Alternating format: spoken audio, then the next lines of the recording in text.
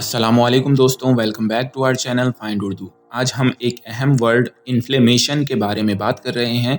इसका उर्दू में मतलब और इस्तेमाल क्या होता है, चलिए ये जानने की कोशिश करते हैं।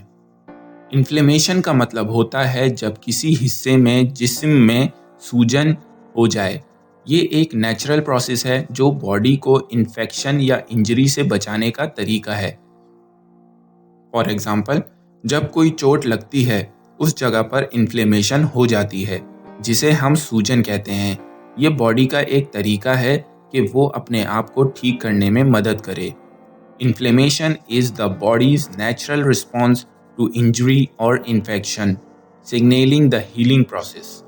सूजन जिस्म का फितरती जवाब है जब किसी चोट या इन्फेक्शन का सामना होता है, जो ठीक होने का प्रोसेस सिग्नल करता है।